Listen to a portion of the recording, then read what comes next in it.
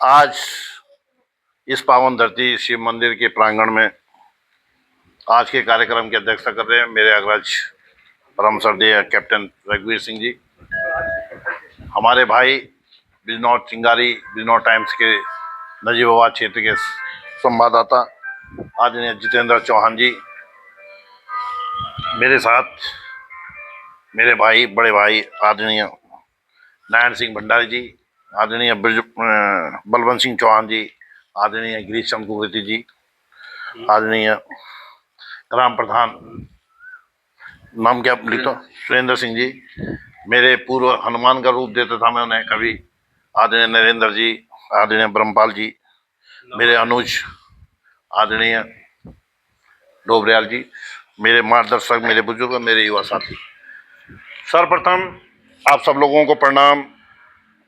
और एक जिम्मेदारी को मैं समझता हूं, यदि मैं जिम्मेदारी से भागता तो शायद मैं दोबारा आपके बीच में नहीं आता, या कुछ गोल ढोल मोल होता तो उससे भी मैं भयभीत होकर पुनः आपके बीच में नहीं होता। ये व्यवहारिक है। सर्वप्रथम तो मैं आपको बता दूं कि देखिए, कोई भी संघर्ष चार चीजों से ही जीवित होता है, और वो चार चीजें जब तक एक छाता के नीचे नहीं होती तब तक संभव नहीं है। सर्वप्रथम कार्यकर्ता चाहिए, कार्यकर्ता के साथ साथ में फिर हमें कार्यालय चाहिए, कार्यालय के साथ में हमें कार्यक्रम निर्धारित करने के लिए, और उसके बाद हमें कोच चाहिए, ताकि इन सब चीजों को मिलाकर जो है हम इस संघर्ष दे सकते हैं। रही बात की सीमावर्ती संघर्ष समिति 2007 से निरंतर कार्य करती आ रही थी, और बहुत कम समय था, बहुत कम समय में हमने बहुत, ये कह सकते हैं कि काफी गति उस पर प्राप्त कर ली थी। लेकिन कुछ तथाकथित लोग हमारे बीच में ही थे। यहाँ पर भी एक बैठक हुई थी जो कि आरोप प्रत्यारोप के रूप में हमने यहाँ पर बिल्कुल स्पष्ट जवाब दिया था, क्योंकि ये हमारी खासियत है हम सब लोगों की। एक बार मैं शंकराचार्य जी के पास गया था, माधव आश्रम वाले, उन्होंने एक शब्द कहा था, वो शब्द मुझे बार बार याद आता है, क्योंकि हमने एक इंटरनेशनल प्लेटफॉर्म बनाया था लखनऊ में, तो उनको हमने मुख्य अतिथि के रूप में बुलाया। तो उन्होंने कहा था कि दूधपुरी जी, ये बहुत बड़ा संभव है कि 4 हाथी को तो इकट्ठा आप कर सकते हैं, लेकिन 4 पहाड़ियों को इकट्ठा करना बहुत मुश्किल है, क्योंकि चारों 4 दिशाओं की बात करेंगे, और ये व्यवहारिक है कि वे तब तक, क्योंकि खींचने का काम पहले करते हैं हम लोग, नेतृत्व को स्वीकार नहीं करते। हम दूसरे के पास सरेंडर करने को तो तैयार हो सकते हैं, लेकिन अपने व्यक्ति को, अपने आदमी को, अपने बीच के व्यक्ति को हम नेतृत्व स्वीकार नहीं करते। यही कारण है कि हम कभी सफल नहीं हो पाते। यहां पर भी मैंने देखा भी कंट्रोवर्सी 3-4 लोगों के प्रश्न आए हैं, और 3-4 का प्रश्न का अपनी समझ और सोच की बात हो सकती है, लेकिन मैं सबकी बात का जवाब दे रहा हूं। सर्वप्रथम तो मैं आपके आदरणीय, हमारे बुजुर्ग भी हैं, देश के महान शक्तियों में एक रहे हैं, जिन्होंने कि अपनी तन मन धन से देश की सेवा की है, उसका लाभ हमें प्राप्त हुआ है। आदरणीय चंद्रशेखर जी, आपने कहा है कि किस कारण से ये बंद किया गया है, तो इसका 2 ही कारण थे। पहला कारण तो यह था कि मैं निरंतर संपर्क में रहता था प्रत्येक आदमी। आप रघुवीर सिंह जी आपके बीच में है, पूछ सकते हैं, पूरण सिंह जी बीच में हैं, उनसे पूछ सकते हैं, कैप्टन हमारे कुंवर सिंह जी थे, उनकी डेथ हो गई है, उनसे भी मैंने बहुत बार वो किया था।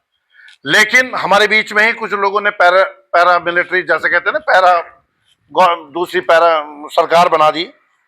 ऐसे ही कुछ लोग हमारे यहाँ से मिले, कुछ यहाँ से मिले, कुछ वहां से मिले। उन्होंने एक तरीके से, यानी कि हम कहीं पर भी अगर कोई कार्यक्रम को करने जा रहे हैं या कोई चीज कर रहे हैं, तो उसको उन्होंने नेस्तनाबूद करने की पूरी कोशिश करी। एक छोटा सा जवाब दे रहा हूं कि हमने कोटद्वार तहसील में एक अनशन शुरू किया था, उसमें 2 आदमी यहाँ से भी थे।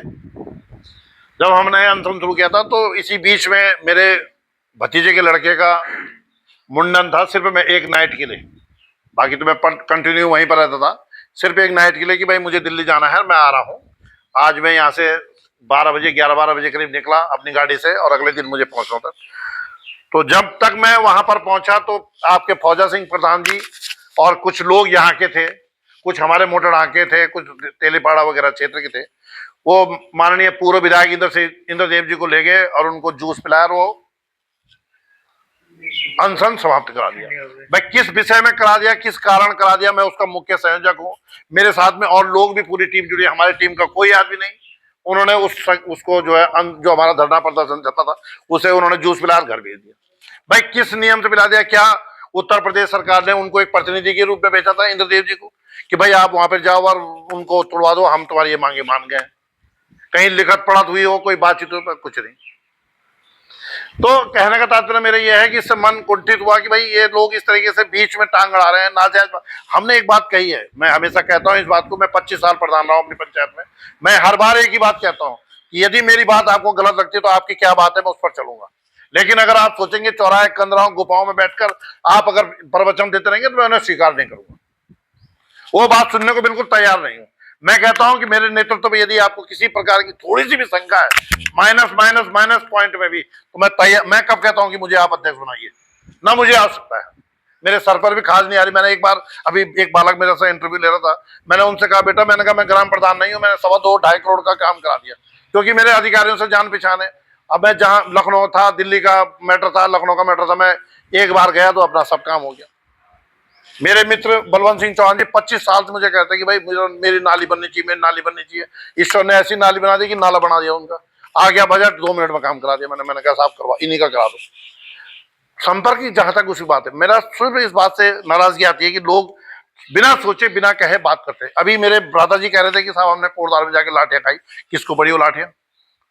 मैंने 12-12 घंटे नेशनल हाईवे बंद किया, अभी तक तो किसी पे मुकदमा नहीं हुआ। हमने बागुवाले में बहुत बड़ा हाईवे बंद किया, कभी किसी पे मुकदमा नहीं हुआ। मैंने चिड़ियापुर में हाईवे बंद करा, मैंने कभी मुकदमा नहीं हुआ। जब भी हुआ तो हमने अधिकारियों से हुआ। तो अब हमने कोटद्वार में हाईवे बंद किया तो हमारे कुछ सरदार लोग, उसमें हरप्रीत सिंह जी भी थे, वो हमसे कोई बात ही नहीं करने को तैयार। मतलब जो मैं उसका मुख्य संयोजक, मुझसे तो बात नहीं हो रही, अपने आप टीम बना के जा रहे हैं, अधिकारियों से बात कर रहे हैं, साहब ठीक है जी हम छोड़ देंगे, हम हड़ताल वो ये धरना हटा देते हैं, खोल देते हैं हाईवे। हमने कहा भाई तुम उनसे बात करो, हमसे तो पूछ लो कि क्यों हाईवे खोला। हम कह रहे हैं कि भाई सरकार का कोई प्रतिनिधि आया, हम एसडीएम को नहीं मानेंगे, भाई डीएम है, एडीएम है, बिजनौर से आए, पौड़ी से आए, वो हमारी बात कराए। तो फिर शैलेंद्र सिंह रावत ने जो है मेरे से, क्योंकि निशंक थे उस समय मुख्यमंत्री, तो उनके पीए हमारे, मेरे कजन थे वो एसके द्विवेदी, वो द्विवेदी लिखते हुए दूधपुरी थे, तो उन्होंने मुझे फोन किया कि मैं एडीएम को भेज रहा हूं, आप उनसे। मैंने कहा भाई साहब भेजने से काम नहीं चलेगा, हमारे को तो लिखित आश्वासन चाहिए, आप लिखित आश्वासन दीजिए, हम हट जाएंगे, हम कब मना कर रहे हैं। लेकिन उन्होंने उनसे पहले ही बात कर दी, ऐसे मुझ पर नाराज होने का कोटा लगा कि देखिए जी आपकी टीम तो तैयार हो रही है, आप सिर्फ अकेले पड़े हैं, आप अकेले आप बात कर रहे हैं, मुकदमा लिखा जाएगा। मैंने लिख दो। तो कहने का तात्पर्य यह है, देखिए जब अगर हमने रघुवीर सिंह बिष्ट जी को यहाँ पर अध्यक्ष बनाया है, माना, तो भाई ये उनकी आदेश अनुसार ही कार्य होना चाहिए। अपनी मर्जी से अगर मैं खड़ा हो जाऊं तुम खड़े जाओ, ये कोई बात नहीं। तो इससे आदमी कुंठित नहीं होगा तो क्या होगा, उसका फायदा क्या हुआ? यदि आप परिवार के मुखिया हैं और उस पर कोई आपका बेटा, आपका बीवी, आपके बच्चे वो अपने आप ही डिसीजन लेने लग जाएंगे तो आपका महत्व खत्म हो जाएगा। तो ये इस तरीके से गुरुजी मैं आपको बता दूं कि इससे, उसके बावजूद भी मैं लगातार, आप सामने में बैठे हैं, मैं पीठ पीछे बात नहीं, लगातार ब्रह्मपाल जी हो चाहे नरेंद्र रावत जी हो, मेरे एक मित्र खत्म है, मैंने इनसे कहा भी यार तुमने हमें बताया नहीं, राजू तोमर, ये मदन सिंह राणा जी, इनसे मैं सबसे कंटिन्यू बात करता रहता हूं कि भाई कुछ करो, कुछ होना चाहिए। अब बात आई है, ये बड़ा दुर्भाग्य है हमारा, 29 राज्य इस भारत देश में बने हैं और पहला राज्य एक उत्तराखंड राज्य है कि जो सिर्फ जिलों में सीमित कर दिया, जबकि कहीं भी मेरे पास उसका बैलोज है भारत सरकार का। पुनर्गठन आयोग उत्तर प्रदेश और उत्तराखंड का एक ही, आज की डेट में भी उसी के आधार पर पुनर्गठन हुआ। अभी पुनर्गठन को सुचारू रूप से अस्थायी विराम नहीं दिया गया, उस पर सिर्फ सिर्फ उत्तराखंड राज्य ही एक ऐसा राज्य बनाया गया पूरे भारत में कि जो 13 जनपदों में सिमेट कर खत्म कर दिया गया। इससे पहले कि 3 महीने पहले मैं भारत सिंह रावत जी के साथ, रमेश पोखरियाल निशंक के साथ और हरबंश कपूर के साथ दिल्ली में एल.के. आडवाणी जी से मिला। उनसे हमने कहा कि साहब आप उसका ब्लूप्रिंट जारी कर दीजिए क्योंकि सुना जा रहा है कि बहुत जल्दी उत्तराखंड राज्य का निर्माण होने वाला है। उन्होंने कहा आप संघर्ष कीजिए, हम तुम्हारे साथ हैं। मैंने कहा जी वो संघर्ष तो रोज कर रहे हैं, हम तो रोज आ रहे हैं। जो आप बात बता रहे थे कि लाल किले में, हम लाल किले में जब विनोद रावत ने कन्नौज से माइक छीना तो मैंने विनोद रावत को कहा, मैंने कहा विनोद, जब कर्नल साहब कह रहे हैं, वो एक्स कर्नल थे रावत जी, जब वो कह रहे हैं तो उनको कहने तो तुम क्यों छीन रहे हो। हम लोग भी वहां तक पूरे संघर्ष में रहे। मैं बंशीधर भगत जो यहाँ का मंत्री, वो विधायक है, सब मंत्री है भी रहे, विधायक है आज काला डूंगी में, वो जब उन पे पानी की बौछार पड़ी तो नीचे गिर था, उसको कंधे में लाने वाला मैं ही था। खैर काफी लोगों जो भी संघर्ष वहां होता रहा वो करते रहे, लेकिन दुर्भाग्य रहा कि सिर्फ क्यों ये 13 जनपदों में क्यों सीमेंट कर उत्तराखंड बना देगा, इसका भी कारण है। इसके लिए भाजपा ही दोषी है, क्योंकि अफजलगढ़ और नगीना जो विधानसभा थी वो बीजेपी की थी। 22 विधायक हमारे उत्तराखंड में आ रहे थे और 403 विधायक उत्तर प्रदेश में बच रहे थे, जिसमें से 202 बीजेपी के पास थे और 201 विपक्ष के पास थे, मुलायम सिंह जी के पास, विपक्ष के पास। तो इन्होंने क्या करा कि अगर ये लवकुश को और अफजलगढ़ को उत्तराखंड में शामिल कर देते तो ये 200 हो जाते और वो 202 हो जाते, 203 हो जाते। उन्होंने इनको तो कुछ नहीं करा, उन्होंने अपना स्वार्थ देखा, जनहित का कोई निर्णय नहीं लिया। उन्होंने राम सिंह सैनी जी रुड़की से खत्म कर दिए जो समाजवादी पार्टी थे, कुतुबुद्दीन अंसारी जो मंगलौर से विधायक थे उनको खत्म कर उनको उत्तराखंड में मिला दिया। उन्होंने विरोध किया, हमें उत्तराखंड में नहीं मिलाना, उनको शामिल कर दिया। हमने सपोर्ट किया, आंदोलन किया, उन्होंने हमको नहीं मिलाया। ये मुख्य कारण इसका ये है। और दूसरी बात, अभी हमारे रौतेला जी इस बात को कह रहे थे कि देखिए मैं आपको बता दूं, कहीं भी आज की डेट में भारत सरकार का बैलोज है। आप धारा 1354 में आप पढ़े, उसमें पैरा नंबर 5 में साफ लिखा है कि किसी भी प्रदेश की, किसी भी ब्लॉक की, तहसील की या जिले की यदि संभव हो, नदी नाले पहाड़ जिनका अस्तित्व कभी खत्म नहीं होता, सड़कें, ये सड़क इधर की भी हो सकती है उधर भी हो सकती है, लेकिन नदी नाले पहाड़ कभी अपना अस्तित्व खत्म नहीं कर सकते। सूक्ष्म तो हो सकते हैं, कम तो हो सकते हैं, छोटा तो हो सकता है, लेकिन वो कम नहीं हो सकते, खत्म नहीं हो सकते। इसलिए उनको मद्देनजर रखा जाता है, ये भी नहीं रखा गया। आज आप देखिए 2 टांग निकली हुई उत्तराखंड की, ये आपका रुड़की मैंगलोर हो गया, इधर आपका उधम सिंह नगर, और बीच में आप हैं, उत्तर प्रदेश है। आप अगर जो कंडीशन आपकी है, आप अगर सहारनपुर के पास एक गांव है, अगर आप उस गांव में जाके देखेंगे तो आप इससे भी ज्यादा विषम परिस्थिति है। कोई घर ऐसा नहीं है जो उत्तर प्रदेश में नहीं जाए, उत्तराखंड में नहीं जाएगा। उसको अपना दरवाजा खोलना तो उत्तराखंड में उसको एक पैर रखना पड़ेगा, तब वो अपना दरवाजा खोलता है। ऐसी स्थिति में है। आप लोग गए थे मेरा, तो हमने उनसे भी, तो वो लोग भी संघर्ष में शामिल। हमारा कहने का तात्पर्य यह था कि इन्होंने सिर्फ अपना उल्लू सीधा करा, और उल्लू सीधा करने के कारण अपनी यहाँ सरकार बनवाई, यहाँ सरकार बचाई, जिस कारण जो है आज हम इस खामियाजा को भुगत रहे हैं। पुनर्गठन दोनों का एक है। उत्तराखंड में अब आपकी बात आई है कि साहब हम उत्तराखंड राज्य में मिल जाएंगे। अभी बात आई थी कि साहब केंद्र सरकार, देखिए मैं आपको एक चीज बता दूं, भारत सरकार की जो योजनाएं होती है उस पर आप भी और हम भी कोई कुछ नहीं कर सकता। वो भारत सरकार की योजनाओं का लाभ अंडमान निकोबार, कन्याकुमारी, चाहे कश्मीर, कहीं का भी हो, वो सब आदमी उसका लाभ ले सकते हैं। चाहे वो जो सेंट्रल गवर्नमेंट की एजेंसियां हैं, चाहे पोस्टल का मैटर हो, चाहे आपका मानव संसाधन मंत्रालय का हो, चाहे वो ये टेलीफोन वाला हो, जो सेंट्रल गवर्नमेंट के अधीन जो विभाग आते हैं, उस पर कहीं का भी व्यक्ति नौकरी कहीं भी कर सकता है। उसके लिए आप इस बात को नहीं कह सकते कि साहब आप हरियाणा का आदमी यहाँ पर आ रहा है और वो उसमें लगा हुआ है, उस नौकरी कर रहा है उसमें पोस्ट ऑफिस में, तो वो कर सकता है, उसको अधिकार है। अब रही बात कि उसको अधिकार क्यों नहीं मिलना चाहिए था, उसके लिए दूसरी बात है। उसके लिए सबसे बड़ी बात क्या है कि ये सबसे बड़ा दुर्भाग्य रहा है कि जो भारत संचार मंत्री है वो हरियाणा से है, और उसकी सेटिंग पर, ये कहते हैं साहब बात, उसकी सेटिंग पर उन लोगों को प्राथमिकता अधिक दी गई है, और हमारे लोग, इन्होंने कोशिश भी कम करी है। उत्तराखंड के बहुत अभ्यर्थी हैं जिन्होंने उसके लिए कोई अप्लाई कम किया है, और वो इनका नाम बढ़िया है, उसमें कहीं नहीं जा पाए। रही बात इसकी कि देखिए मैं आपको एक चीज और बता दूं कि उत्तराखंड सरकार बहुत जल्दी एक अध्यादेश ला रही है, अस्थायी निवास पर आपको नौकरी मिलेगी, मूल निवास पे नहीं मिलेगी। मूल निवास तो आपने कह दिया कुछ जोशी जी ने, मैं भी मूल निवासी हूं। वर्तमान में तो नहीं हुआ, क्योंकि मैंने अपना सारा वो जो SIR हो रहा है उसमें सब यहाँ लिखवाना पड़ेगा, तो एक ही जगह लिखा सकता हूँ, चाहे वहां चाहे, क्योंकि हम तो वहां भी प्रधान रहे हैं, अब हम यही लिखवाएंगे। लेकिन अब अस्थायी निवास में नौकरी मिलेगी। अस्थायी का तात्पर्य यह है कि आपका दरवाजा खुला हुआ होना चाहिए, ये नहीं कि आप बम्बई, कलकत्ता, स्विट्जरलैंड रह रहे हैं और नौकरी आई तो तुरंत पहुंच गए। क्योंकि कारण है उसका कि वहां का बच्चा इतना एक्टिव नहीं होता जितना एक्टिव दिल्ली, बम्बई, कलकत्ता का होगा। उसका कारण है, अखबार आपके पास 7 बजे पहुंचेगा सुबह, 4 बजे 5 बजे पहुंच जाएगा। हमारे पास दूसरे दिन आता है। जो सूचना तुम्हें आज मिल जाएगी उनके पास, उत्तरकाशी चमोली वालों के पास, वो 3 दिन बाद पहुंचती है।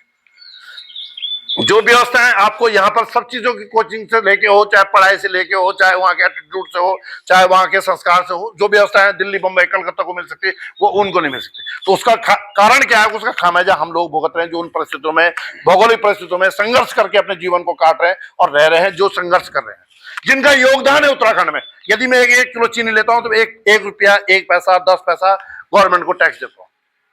यदि मैं वहां पढ़ता हूं तो 1 पैसा 2 पैसा मैं स्कूल को देता हूं। यदि मैं बिजली जला रहा हूं तो 2 पैसे 4 पैसे मैं टैक्स गवर्नमेंट को दे रहा हूं। मेरा अधिकार है। उसी बात, अगर मैं कुछ आपको कुछ करके दे रहा हूं तो मेरा अधिकार भी है। अगर मैं आपके घर पे कमा के ला रहा हूं तो खाने का अधिकार भी मैं इनके घर थोड़ा चले जाऊंगा रौतेला जी के, मैं तो आप ही क्या खाऊंगा जब पैसे आपको दे रहा हूं। लेकिन उसका दुर्भाग्य है कि मूल निवास बनाओ, उत्तराखंड में राज पाओ। मेरा एक बार दिल्ली में मैंने ये स्टेटमेंट दे दिया, दिल्ली के लोग नाराज हो गए। लगभग 25-30 हजार लोग थे, क्योंकि अखिल भारतीय उत्तराखंड महासभा पूरे भारत में एक ही राष्ट्रीय संस्था है हमारी उत्तराखंड समाज की। उसके मैं राष्ट्रीय महासचिव रहा हूं लगातार 10 साल तक। वर्तमान में ये प्रिंसिपल है हमारे इंटर कॉलेज के मेरठ में, विजेंद्र ध्यानी जी वो हैं। उससे पहले डॉक्टर अमिता अधिकारी थी, वो जयपुर की, वो प्रिंसिपल डिग्री कॉलेज की। इस समय BS रावत जी जो लखनऊ महापौर का चुनाव हार चुके थे 700-800 वोटों से, कब? इससे पहले वो राष्ट्रीय अध्यक्ष है वर्तमान।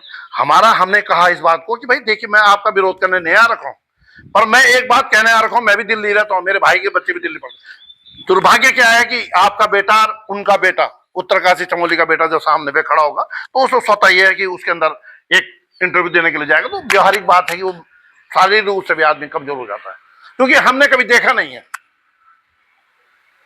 मैं एक छोटा सा एग्जाम्पल दे रहा हूं। जब मैं 1995 में प्रधान बना तो हमारे घर पे साहब वो पुलिस वाला आ गया कि 107-16 की कार्रवाई। हम तो जानते नहीं बेटी क्या हुआ 107-16 कार्रवाई। पुलिस वाला कह कि वो कटवा लियो जी, नहीं तो जेल चले जाओगे। वो डरा रहा सारा वैसे। मैंने कहा क्या है? बोला जी जमानत करानी पड़ेगी इसमें। मैंने कहा क्या मतलब? बोला 2 आदमी ले जाओ। मैंने कहा कितने लोग हैं? बोला जी तुम्हारे साथ 10-12 लोग हैं, दूसरी पार्टी के साथ भी हैं 10-12। मगर ये चक्कर क्या है? तू बैठ के बता, चाय भी पी तो तुम यकीन नहीं आओगे, रात मैंने खाना भी बहुत तुझसे खाया, 1 आध रोटी खाई। मतलब मेरा मामला खराब, मेरे को ऐसा लगा, मैंने कहा आज तो जेल जाना ही पड़ेगा, ये तो मामला खराब हो गया, बेकार लड़ गए हम चुनाव। अगले दिन जब वहां गए तो साहब वकील से मैंने कहा, उन्होंने कहा यार कुछ नहीं, 200 रुपए दे दो। और उन्हें वो भरा बुरा वो आदमी भी ले गया, सैनू ने करा के दे दिया। तब से लेके आज तक तो मैंने कभी, वो हर बार आता हमारा, मैं कभी नहीं जाता। वो वकील का काम है, वो भाई कर दे उसे, हट, हमारा काम नहीं हो, नहीं जाते हम। SDM कह देते हैं ये मामला खत्म कर हमारा। हमारा तात्पर्य यह है कि देखिए, उत्तराखंड राज्य में मिलने से, आपकी बात कर रहा था, उत्तराखंड राज्य में मिलने से हम अपनी मूल परिस्थिति में आते हैं। जहां हमारा हाईकोर्ट 1000 किलोमीटर से अधिक दूरी पर है इलाहाबाद, वहां मात्र 100 किलोमीटर की दूरी पर हमारे पास है। जहां हमारे राज्य की राजधानी मात्र 100-150 किलोमीटर के अंतराल में हमारे बीच में है, जहां हमारी आवाज 600 किलोमीटर दूर भी नहीं जा पाती। चाहे योगी जी बैठ जाए, चाहे कोई जी बैठ जाए, इस क्षेत्र का विकास कभी नहीं होगा। उसका कारण है कि उन सब लोगों को पता है कि भाई ये तो मार मार के मुसलमान है, इन्हें कुछ करने की जरूरत है नहीं। अगर इनके लिए कुछ करके ये करें ना करें, आपको देना वही है, तो वो कामयाब हो रहे हैं। और जब वो कामयाब हो रहे हैं तो वो कभी नहीं चाहेंगे कि भाई ये हमसे अलग हो जाए। वो क्यों चाहेंगे? रही बात इसकी कि आज उत्तराखंड राज्य के पास इतनी बहुत बड़ी संपत्ति नहीं रह गई है। कॉलोनाइज बहुत ज्यादा हो गई। देहरादून खत्म हो चुका है, हम तो बहुत घूमते रहते हैं। हरिद्वार तो बिल्कुल ही खत्म होने की स्थिति में आ गया है। अब थोड़ी बहुत जो जगह है वो इस क्षेत्र को हमने रामपुर चांठा, जो कि कोटावली नदी के बिल्कुल ऊपर की तरफ है, पुल बना हुआ जो नहर के रास्ते, अगर आप जाएंगे तो उधर से रामपुर चांठा होते हुए, पीरथमगढ़ वगैरह होते हुए, इधर से होते हुए हमने इसको, ये रेहड़ का गाँव, जो कौन सा गाँव है पास लास्ट में, रेहड़ के पास में, हाँ हम गए थे ना उसमें, जब हम पैदल गए थे। एक गांव उत्तराखंड में और एक वो बिल्कुल डॉल है बीच में, वो है धर्मपुर। उसमें हम बिल्कुल, बताओ आप इधर खड़े हैं तो आप उत्तर प्रदेश में, आप इधर खड़े हैं तो उत्तराखंड में, मतलब क्या भाई, उसको लेना तो पूरा लेना चाहिए, लेकिन इन्होंने कभी नहीं चाहा। रौतेला जी, इन्होंने, हमारे सबसे बड़ी बात क्या है, देखिए आपको चाहे कुछ भी बोले आप, हमारे उत्तराखंड के बहुत हॉनेस्ट लोग हुए हैं, बड़े बड़े संस्थाओं में हम काम कर रहे हैं, बड़े बड़े काम हम कर रहे हैं, लेकिन आज बखत हमारी फिर भी नहीं है। उसका कारण है, आज आप देख लीजिए कोटद्वार नजीबाबाद हाईवे बन रहा है, 3 साल हो गए हैं। 3 साल से जहां की तहां स्थिति में, अभी 2 साल और लगेंगे। सरदारों ने डंडा जब सरकाया, नहीं तो वो हम चलना मुश्किल हो गया था। अभी पिछले महीने जनवरी के महीने में जब बारिश हुई तो वो सरदारों ने उनके फंस गए ट्रैक्टर टूटर, तो किसी का ट्रैक्टर सीधा हो गया, किसी का ऊपर हो गया, किसी का नीचे हो गया। जब वो सरदार गए, 500-700 सरदार इकट्ठे हुए, एसडीएम की छाती पे चढ़े, तब मंगाया उन्होंने एनएचओ वालों को, अधिकारियों को। तब उन्होंने कहा चलो करो, वो जैसे चाहे वैसे काम करते हैं, क्योंकि उनका डर भय नहीं होता। हमारे लोगों के डर भय कुछ नहीं, उनको पता है। तो इसका मेन कारण है कि भय बिन प्रीत भी नहीं होती है। देखिए, अब उसके लिए हमें सुविधाएं और व्यवस्थाएं दोनों तभी संभव है जब उत्तराखंड राज्य में मिल जाएंगे, क्योंकि हम यहाँ के स्थायी निवासी हो जाएंगे। यदि अगर आप ये सोचते हो कि हम मूल निवास से, वो बहुत जल्दी अध्यादेश आने वाला है, मूल निवास से नौकरियां बिल्कुल बंद हो जाएंगी। सिर्फ अस्थायी निवास, जो कि भाई मैं व्यक्तिगत, मेरे भी घर पे ताला लगा हुआ पहाड़ में, जब मैं वहां स्थायी निवास हूं, किस बात की नौकरी मेरी? अगर मैं वहां के सुख दुख का साथी हूं, वहां के हर कार्यक्रम में मेरा सहयोग है, तो मेरा तब तो मेरा नौकरी का अधिकार, अन्यथा नहीं होगा। तो ये सुनिश्चित करना चाहिए।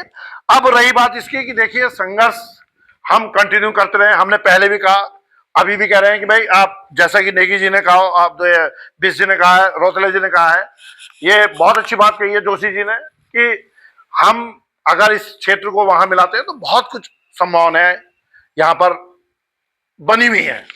और बिल्कुल सत्य बात है, क्योंकि बहुत जल्दी, ये देखिए, मैं आपको एक बात बता दूं कि आप ये दिमाग से निकाल दीजिए कि आप कोटद्वार विधानसभा मिलेंगे, आपको 100% रामनगर के ही क्षेत्र में जाना पड़ेगा, क्योंकि ये बहुत नजदीक है। हो सकता है जसपुर में चले जाएं आप, ये बहुत नजदीक है, क्योंकि बड़ापुर से इधर का क्षेत्र इस तरफ करा जाएगा और बड़ापुर से क्षेत्र उधर किया जाएगा। हमारा उद्देश्य कोई उद्देश्य नहीं है कि साहब हमें विधायक का चुनाव लड़ना। विधायक का चुनाव तो मैं कल भी लड़ सकता हूं, अगर मैं क्या उत्तर प्रदेश में रह के तब नहीं लड़ सकता चुनाव? बात चुनाव लड़ने की नहीं है, सिर्फ ये है कि अपने लोगों को कैसे अधिकार और सुविधाएं मिले, उसके लिए हमें संघर्ष कर रहे हैं। आज भी हम अपनी बात को लेकर जो है, वहां अगर जाते, आप पूछिए, मैंने बिस जी को पीआरओ का नंबर दिया, व्यक्तिगत नंबर, जो रावत देता नहीं है, बहुत कम नंबर है देने के, उनका व्यक्तिगत नंबर पूछो इनसे, वो मिलने मिलाने को तैयार ही नहीं होते, क्योंकि हमारा पहाड़ का आदमी हमारी पीड़ा को समझने को तैयार नहीं है, और भय बिन प्रीत भी नहीं है। जब तक रोएंगे नहीं, चिल्लाएंगे नहीं, तब तक संभव भी नहीं है कि हम सफल हो पाएंगे।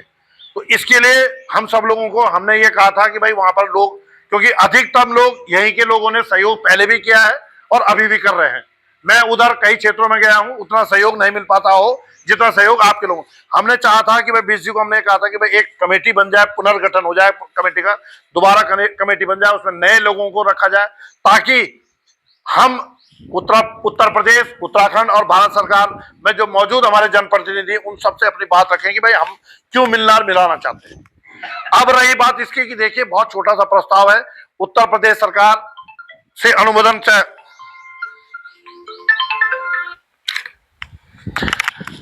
उत्तर प्रदेश सरकार से अनुमोदन, चाहे उत्तराखंड सरकार करे, चाहे उत्तर प्रदेश सरकार इस बात का प्रस्ताव करे कि इन पे चर्चा की जानी चाहिए। तो भारत सरकार में प्रधानमंत्री जी को बिल्कुल प्रदत्त उनको अधिकार प्राप्त है। देखिए, आपको पता होना चाहिए कि बांग्लादेश और बंगाल के 202 गांवों को 1 मिनट में विदाउट कैबिनेट की बैठक में, अगर आप बता दीजिए किसी के पास है उसका जवाब, तो विदाउट कैबिनेट की मीटिंग में 202 गांवों को उन्होंने यहां से यहां कर दिया और 156 गांवों को यहां से वहां भेज दिया, जो बहुत दिनों से बंद कर दो, बंद। जो अगर उनकी इच्छा शक्ति होगी, राजनीतिक इच्छा शक्ति, तो वो, हम कोई पाकिस्तान या चाइना या अफगानिस्तान या बांग्लादेश नहीं जा रहे हैं, हम अपने देश के देश में जा रहे हैं, लेकिन उस परिस्थिति में जा रहे हैं। अब रही बात कि ऐसा कहीं नहीं है कि साहब जिले का इसमें सीमांकन होगा, हमने जिले का कोई सीमांकन नहीं रखा है। हमने पहले भी कहा कि जसपुर से ऊपर वाली सड़क निकलते हुए, इधर से हरेबिली होते हुए, बड़ापुर होते हुए, सीधा कंड्रावाला होते हुए, सीधा जो है वो चीनी मिल के बगल में जो नहर निकल रही, इससे पूरा होते हुए सीधा ऊपर और वहां रामपुर चाटा, जिसमें लगभग 85 गांव आते हैं।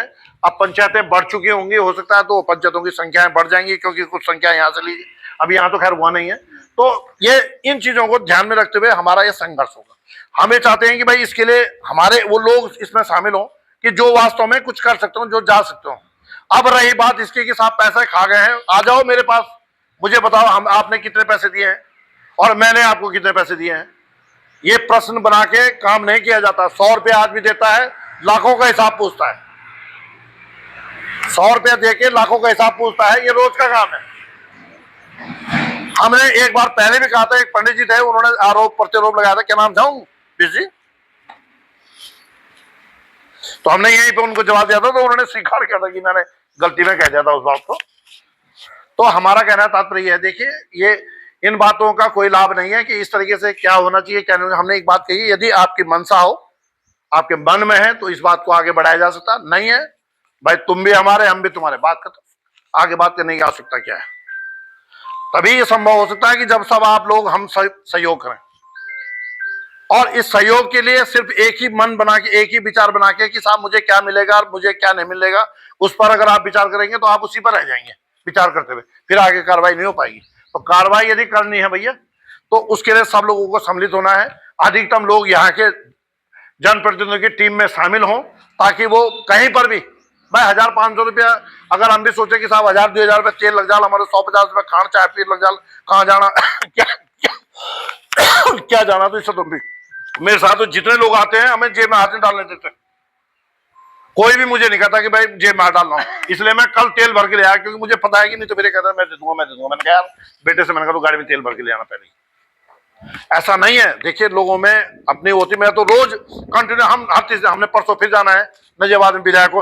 अब देखिए सबसे बड़े दुर्भाग्य की बात क्या है कि अब हमारा आदमी बीजेपी या कांग्रेस को वोट दे रहा है। तो हम उस विधायक के पास गए, 5-6 लोग, ये 3 लोग तो हम ही हैं यहाँ पे। तो विधायक मुझसे क्या कहता है कि साहब तुम हमें वोट नहीं देते। मैंने कहा क्यों नहीं देते, 200 वोट दे रखी है। उन्होंने कहा ले आओ कागज। कागज आ गया साहब, उसका प्यारो कागज लाता तो 3 वोट दिखाए उसने। उन्होंने कहा पढ़ लो 3 वोट, कि तुम मुझे नहीं अपनाना चाहते तो मैं तुम्हें क्यों अपनाऊं। मैं तुम, अब तुम्हारे ना अपनाने से मैं हट भी नहीं रहा हूं। तो तुम मुझे, या तो तुम मुझे अपना बनाओ, या तो तुम फिर बाहर चले जाओ, काम तुम्हारे लिए कुछ नहीं। उसके बाद उसने फिर कहा कि नहीं चलो, तो भाई ये परिवार, क्योंकि उसका छोटा भाई हमारे साथ पढ़ता था रईस। खैर कोई बात नहीं जी। अब बात आई, फिर चला गया मैं उसके पास अभी 4-5 दिन पहले। तो जब मैं उसके पास गया तो मुझसे जाते मुझे उसने कमरे में बैठने तक नहीं दिया। मेरे को उस दिन गुस्सा आ गया थोड़ा सा, मैंने बोला उसे, भाई आपके बजट में नहीं है कुछ ना तेल ले।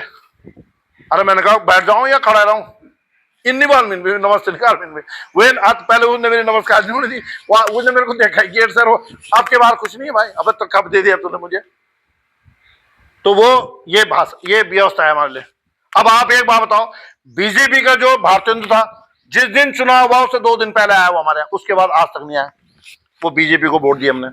राजीव अग्रवाल उस वोट से 1-2 दिन पहले आया, उसके बाद दोबारा कभी नहीं आया। 10 साल 2 बार अगला चुनाव, कभी नहीं आया। अब आप एक बात बताइए, और जो जीता है वो कहता है तुम वोट मुझे नहीं देते, क्योंकि अब सबसे बड़ा दुर्भाग्य क्या है, पहले तो वोटिंग वो सब इकट्ठा हो जानते हैं, और आप पता चल जाता है कि साहब तुम्हारे यहाँ से मुझे कितनी वोट मिली, तुम्हारे यहाँ से कितनी। ये सबसे बड़ा लूज पॉइंट है हमारे लिए। मैं तो उसको विधानसभा अध्यक्ष लिखूंगा, अगर परसों से मेरे साथ निकल, मैं लिखूंगा विधानसभा अध्यक्ष को, इसने मेरे लिए ये कहा। सर आप कितनी बार आए यहाँ पे? आप भी तो पहली बार आ रहे, बहुत दिन बाद। मैं तो कई बार आ गया ना, कई बार आया ना, कहा है मैं कई बार। आप आज चले, तुम्हारे यहाँ चल रहे हैं, मैं तो ये रह लूंगा 2-4 दिन। अब पूछो, सुनो तो मैं आप पहली बार आए इसी मीटिंग में, आप पहली बार आए, आप पहली बार नहीं, आज उनकी तरफ से है उनकी तरफ से, मैं अभी बात करूंगा। तो मैं आपसे कह रहा था कि देखिए हमारी ये स्थिति है यहाँ। आप अपने विधायक से पूछो ना कितना काम कर रखा तुम्हारे विधायक ने, ये हमारी स्थिति है। अब वोट तो साहब हमें मजबूरी साहब की हिंदू होने के नाते बीजेपी को दे रहे हैं, और वो हमारा दुरुपयोग समझते हैं, वो हमारी मजबूरी समझते हैं। तो ये स्थिति है। तो जो बात आप लोगों ने कही है, बिल्कुल अंतरात्मा की बात कही है, रोतेला जी ने कही है, चाहे जोशी ने, चाहे नेगी जी ने, चाहे बीसी ने, चाहे अन्य मित्र एक पीछे से बोले थे, बिल्कुल सही बात है। तो उसके लिए भाई साहब जब तक हम मजबूत नहीं होंगे तब तक संभव नहीं है, नहीं समझे, अन्यथा बहुत बुरी स्थिति है। और तभी तक हम कामयाब हो सकते हैं जब हम एक संघर्ष के रूप में पहले उत्तर प्रदेश सरकार के पास चलेंगे, 10 आदमियों की टीम, फिर उत्तराखंड सरकार के पास चलेंगे, फिर भारत सरकार में बैठे अपने सांसदों से मिलेंगे, राज्यसभा से मिलेंगे, भाई कि कुछ कर रहे हो तो ठीक है, नहीं तो फिर हम इतनी तारीख से हड़ताल करेंगे, इतनी तारीख को धरना प्रदर्शन करेंगे। पहले हम उनको बता रहे हैं कि भाई हमारी ये समस्या है, हम इतने सालों से जूझ रहे हैं, कोई हमारा काम नहीं होता। भाई मुख्यमंत्री ने मुझसे खुद कहा, गोरखपुर में गया था मैं जब उनके पास, उन्होंने मुझसे कहा कि तुम क्यों चिंता करो, मैं तुम्हारे साथ हूं, हमारा तो क्लासमेट हो, क्या करेंगे बताओ। अब उससे क्या कह सकते हो। मैंने कहा गुरुजी यदि आप, मैं अपने मुंह से कहने वाला था कि जूतू तेज जमते रहे, हमेशा तो तुम ही मुख्यमंत्री रहोगे उत्तर प्रदेश में, उसके बाद कहीं ना कहीं 5, 7, 10 साल के बाद ब्रेक लगेगा, कहीं आगे पीछे जाओगे, नहीं समझे, तो उसके बाद क्या होगा हमारा। ऐसा कोई बजट ऐसा दे जाओ कि जो कि ये धरती जब तक रहेगी तब तक वो बजट खत्म नहीं होगा मोटरडांग में, तब तो मैं मान सकता हूँ कालागढ़ में, तब तो बात मानी जा सकती है। बोलो गलत कर रहा हूं तो बताइए। तो ये हमारे लोगों की सबसे बड़ी बात है, और बीजेपी के खासकर लोगों की बात है कि कभी भी वो जनहित के निर्णयों को दरकिनार करती है, चाहे आप कुछ भी कहें, वो कभी पीड़ा को नहीं समझने को तैयार होती है।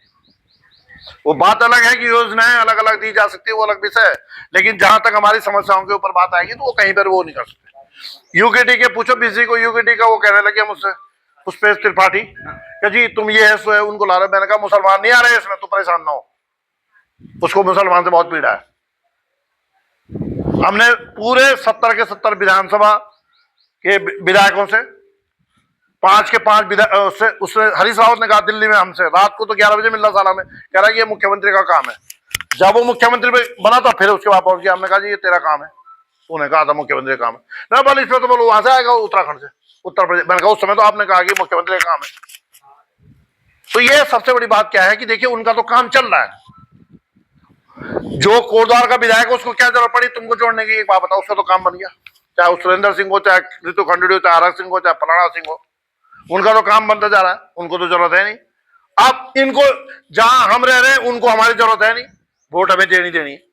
बताओ कितने लोग हैं कि अगर हम एक बार बहिष्कार कर दे तो कुछ होगा? कितने लोग तैयार हैं कि भाई पूरी विधानसभा में हम अपने पूरे क्षेत्र के लोग वोट नहीं देंगे? कितने लोग तैयार है बताइए? आप इस बात की आवाज निकाल दीजिए अभी से कि हम वोट नहीं देंगे बिल्कुल भी अगर हमें उत्तराखंड में नहीं मिलाया जाएगा। ये संभव तो नहीं है, ये संभव नहीं है, क्योंकि हमारे बीच से निकले हुए कुछ चमचे, कुछ कार्यकर्ता, कुछ वो बने फिरेंगे। अरे हाँ, तुम्हारे इस करने से क्या होता है? वो हमारे साथ खड़े नहीं होंगे फिर, जिसका लाभ वो कर रहे हैं। आज आपने एक बात बोली है, रौतेला जी ने बिल्कुल सही बात है, संघर्ष किन्होंने किया है। रामपुर तिराया कांड का पूछो किन लोगों ने संघर्ष किया, किनका क्या हुआ? उससे पूछो गणेश जोशी जो कि इतना बड़ा गमन करके बैठा है, उसका क्या संघर्ष था? उसका वो सुबोध उनियाल का क्या संघर्ष था? दूर दूर तक नहीं थे। वो परसों परमिला रावत से लड़ रहा था वहां पे यूकेडी की, वो हम अच्छी तरह जानते हैं क्योंकि ओम गोपाल रावत, परमिला रावत हमारे साथ संगठन आंदोलन में थे। हाँ, आंदोलन में था हमारे साथ ओम गोपाल रावत और परमिला रावत, बहुत एडवोकेट भी है वो लड़की। जैसे आप जो संघर्ष समिति है ना, हाँ, तो जब आप लोग विधायकों से बात कर देते हैं झटका दिया करो ना। नहीं झटका तो देते हैं, अब आपको भी ले जाएंगे साथ में, जब हमारी जरूरत होती है। हाँ, उस टाइम के लिए तो मैं वही बात कह रहा हूँ कि देखिए इसके लिए हमें इस पर विचार करना पड़ेगा। अब देखिए बीसी, मैं ये कहना चाहता हूँ कि भाई एक बार आप अनाउंसमेंट से सारे क्षेत्र में अनाउंसमेंट करा दो, अगली बैठक के लिए माता और बहनों को भी बोलो, और तब कमेटी का गठन किया जाएगा। उसमें ऐसे लोगों को जोड़ा जाए, पूरा भरा रहना चाहिए सब, उसमें ऐसे लोगों को जोड़ा जाए भाई जो हर समय 10 आदमी हमें कहीं जाने के लिए तैयार हो। मैंने कई बार कहा कई लोगों को, हाँ कई बार कहा मैंने कई लोगों को कि साहब वहां चलना है जी, अभी हम टाइम नहीं, अभी हम वो हैं, अभी वो हैं। एक बात और, गर्भ में लड़का है लड़की, इसकी पहली उम्मीद करने शुरू कर देते हैं। बीज गिरा हो या ना गिरा हो, आशा पहले करते कि लड़की हो जाए तो खूब चाहे। देखिए मेरा कहने का तात्पर्य यह है कि जब तक हम सब लोग संघर्ष करते रहे, पहले ही सोच रहे जा साहब मिता के मिल जाए मिलेगा किसी को, उन्होंने ठीक कहा रौतेला जी ने, हम तो वीर गति को प्राप्त भी हो सकते हैं। कभी अगर माना ऐसा आंदोलन हो गया, पता चला गोली मार तो गेम अप हो जाएगा, तो किसी ना किसी को तो उसमें कुछ मिलेगा। तो ये सब चीजें होती हैं। देखिए इसके लिए हमें संघर्ष करना चाहिए, संघर्ष के बिना ही संभव है सफलता, अन्यथा कुछ नहीं हो सकता है जी। उमर एक जो आप क्या चल रहे हैं आज आप ही क्या चलना है? हमने भोजन करने वहीं जाएंगे हम, हाँ वहीं खाएंगे भात दाल, आज वहीं चलना हमने बिल्कुल। हम तो वैसे भी कम खा लो। हाँ जी एक बात बताओ, आप ककी में तो पॉजिटिव बात करो, कितनी बड़ी मीटिंग हो गई, ककी में एक पॉजिटिव बात रखता तो हमारा देखिए उपेंद्र जी बैठे हैं, डोबरियाल जी यहाँ पर, हमारा अनुज है। मैं उस भाई से पूछो 4-5 सालों से कंटिन्यू लगातार संपर्क में रहता हूँ और बोलता रहता हूँ, पूछता रहता हूँ यार कैसे होना चाहिए। अब प्रत्येक आदमी ये सोचे कि साहब हमारे पे ऐसा कोई जादू की छड़ी हो कि भाई आज अपने कार कल वो हो गया, संभव नहीं। हमारे कई लोग तो चल भी गए हैं हमारे बीच से, लेकिन उन्होंने बहुत संघर्ष किया, बहुत दिन रात। हमने आपको बताना चाहिए कि हमने भी रात 2 बजे रात 3 बजे रात में यहाँ से गया हूँ। कई बार मेरी वन विभाग के लोगों से लड़ाई होती थी, वो गेट नहीं खोलते थे, 2 बजे रात 3 बजे रात, नहीं समझ तुम लड़ाई हो जाए, तब बड़ी मुश्किल खोल जाते, बसें भर के लाए उस रास्ते में। नहीं समझे, तो फिर वो कभी हरक सिंह था वन मंत्री, कभी दूसरा था वन मंत्री, जब हम क्षेत्र जाते थे तो उनके लिए फोन करके कि साहब देखो ये तो जबरदस्ती वो कर रहे हैं हमसे। तो हमारा तात्पर्य सिर्फ ये है कि देखिए आप सब लोगों का सहयोग चाहिए, आशीर्वाद चाहिए, मार्गदर्शन चाहिए। और मैं एक बात कहता हूं कि जो मैंने कहा वो डन है, वो ये नहीं मानता मैं। अपने विचार लाइए कि भाई हमें ये करना चाहिए, इस तरीके से काम होना चाहिए। और मैं कभी नहीं कहूंगा कि आप मुझे अध्यक्ष बनाओ, मेरा तात्पर्य इस बात से नहीं, मेरा सिर्फ ये तात्पर्य है कि यदि ये काम होना चाहिए, क्योंकि आज आपको बता दूं कि भारत सरकार हो, चाहे उत्तराखंड सरकार हो, चाहे उत्तर प्रदेश सरकार हो, सुगबुगाहट है किसी भी तरीके से। उत्तर प्रदेश को देखिए, मैं आपको एक बात बता दूं, वो तो सिर्फ योगी के कारण इस पर डिवाइडेशन नहीं हो रहा है, क्योंकि योगी ने कंट्रोलेशन पूरा हेड टू टेल कर रखा है, बिल्कुल लास्ट तक उसका भय बना हुआ है। अन्यथा सहारनपुर क्षेत्र को अलग करने की कोशिश की जा रही है, बुंदेलखंड क्षेत्र को अलग करने की कोशिश की जा रही है, और हमारे कुछ क्षेत्र को उत्तराखंड राज्य में मिलाने की बात की जा रही है। समझ में बात? हरित प्रदेश के लिए तो उधर ये हम तो नहीं जाना चाहेंगे हरित प्रदेश में भी, क्योंकि हरित प्रदेश में जाएंगे तो वही गाजियाबाद बने राजधानी, फिर गाजियाबाद, मेरठ वगैरह, बुलंदशहर वगैरह, एटा, मैनपुरी सब आएगा उसमें, बिजनौर, सहारनपुर, मुजफ्फरनगर, शामली, बागपत वगैरह सब आएंगे। वो हरित प्रदेश में, हरित प्रदेश तो नहीं करेंगे, वो कुछ क्षेत्र को जो है हरियाणा को भी देंगे, कुछ क्षेत्र को हरियाणा को भी बांटेंगे, वो कुछ क्षेत्र जो है उत्तराखंड में भी आएगा, और कुछ क्षेत्र दिल्ली के उसमें भी जाएगा, दिल्ली को भी बढ़ाया जाएगा इसमें। तो हमारा तात्पर्य सिर्फ ये है कि इस सुबुगाहट में यदि हमारा संघर्ष में रहेंगे, कहीं ना कहीं हम संज्ञान में रहेंगे, सरकार के भी, या सरकार भी हमारे संज्ञान में रहेगी, तो हो सकता है कि हमारी जो आने वाली समस्या है उन पर विराम लगे, और हमारी जो वास्तविक जो मन की मांग है उसको हम पूरा कर सकते हैं। अब रही बात इसकी कि भाई इसमें कितना परसेंटेज होगा, तो उसके लिए भाई कमेटियां बनती हैं, 12-13 विभागों के हेड ऑफ द डिपार्टमेंट होते हैं, सरकार का नुमाइंदा होता है, उस पब्लिक का नुमाइंदा होता है, जो संघर्ष कर रहे हैं उनके नुमाइंदे होते हैं, उनको साथ में लेके जब ब्लूप्रिंट बनेगा, डिमार्केशन शुरू होगा, तो सब लोग सबके सामने बातें रखी जाएंगी, प्रस्ताव लिए जाएंगे, आपका उसमें फिर जो क्या बोलते हैं उसके ऑब्जेक्शन होगा वो लिया जाएगा। तो सब चीजें होती है, ऐसा नहीं है कि आपने कह दिया आपने कर दिया, वो नहीं है, लेकिन ये बहुत जल्दी हो सकता है, इसमें कोई बड़ी बात नहीं है। तो इसके लिए मेरा आप सब लोगों से निवेदन है कि अब जो, हाँ जी, अब देखो जुलाई के महीने में सेकेंड इतवार कब पड़ रहा है,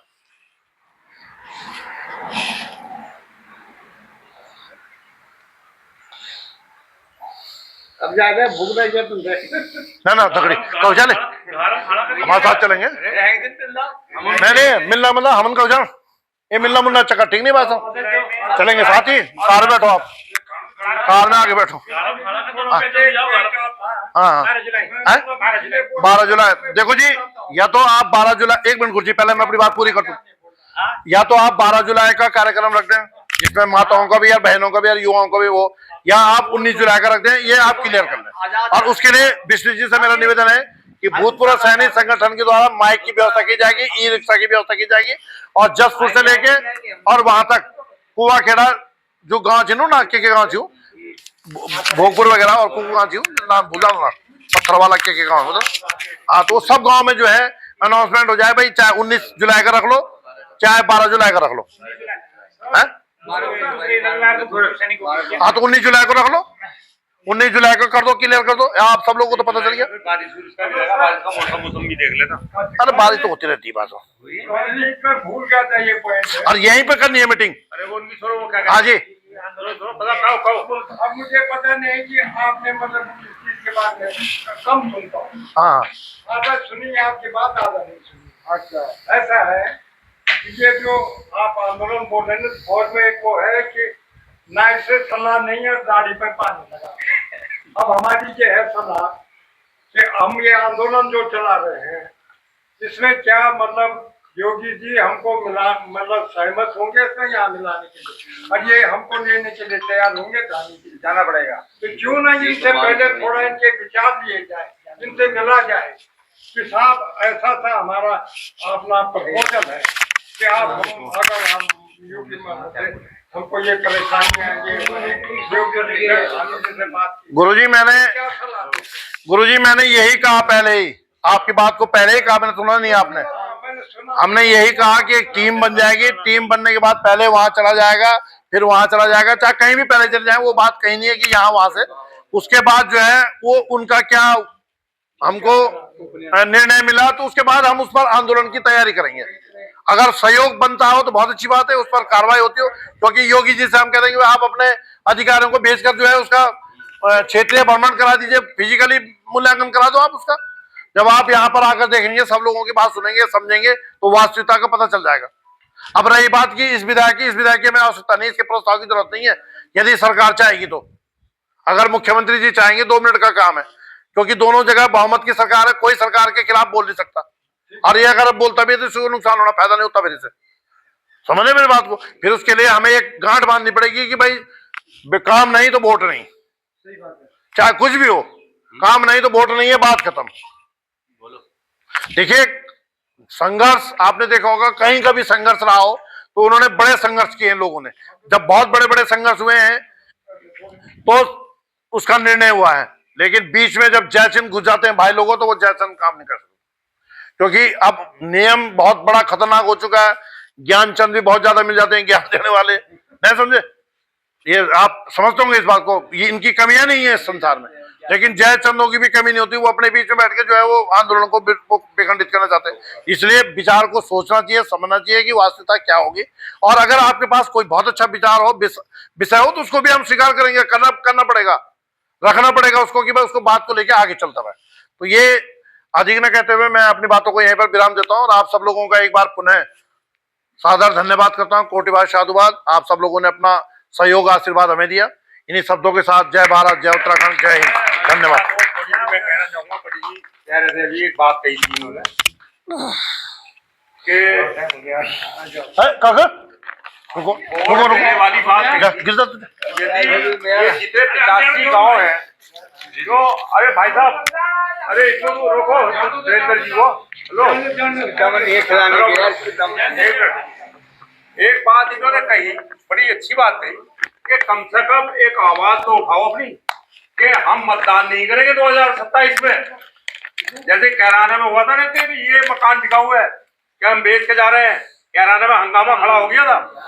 अगर कहीं ये 85 गांव नहीं तो 10-20 गांव भी अगर कह देंगे ना कि अगर हमें सीमावर्ती संघर्ष समिति ये ऐलान करती है और ये कहती है यदि हमें उत्तराखंड में शामिल नहीं किया गया तो हम मतदान नहीं करेंगे, रख लो चाहे हमें जिधर उत्तराखंड में शामिल कर लो, चाहे पूरी बड़ापुर विधानसभा को इधर ले लो, क्यों? आप अपनी आवाज तो बुलंद करो। अगर आवाज आप अपनी बुलंद करोगे तो आवाज जरूर सुनी जाएगी। इलेक्शन का बहिष्कार करने की आवाज तो बुलंद करो, ज्ञापन दे दो इसका। यदि एसडीएम कह दो, डीएम कह दो जाकर के, क्यों पंडित जी गलत तो नहीं कह रहे? बिल्कुल सही बात है। अगर ज्ञापन दोगे आप जाकर के 85 गांव का प्रतिनिधि मंडल अगर वहां पहुंचेगा कि साहब अगर हमें उत्तराखंड में शामिल नहीं किया गया तो हम मतदान का बहिष्कार करेंगे, हम वोट नहीं डालेंगे। अरे उसी दिन खलबली मच जाएगी पूरे उत्तर प्रदेश में, उसी दिन खलबली मच जाएगी, उत्तराखंड उत्तर प्रदेश में उसी दिन खलबली मच जाएगी। देखो तुम्हें कैसा ले लिया जाता है, ये प्रस्ताव बिल्कुल सही है। देखो गुरुजी, आपको पता होना चाहिए, हिमाचल बना, हिमाचल के लोगों ने 6 महीने तक तनख्वाह नहीं ली भारत सरकार, वो अपने प्रदेश से, लेकिन संघर्ष उन्होंने सहयोग किया, त्याग किया उन्होंने। तो अब कई चीजें हैं जो त्याग करनी पड़ेंगी, लेकिन जब तक ऐसा नहीं करेंगे तब तो संभव नहीं हो सकता। आदमी भी होने चाहिए, पब्लिक भी आनी चाहिए, जनमत से ही है सब कुछ, बिना जनमत के कुछ नहीं है।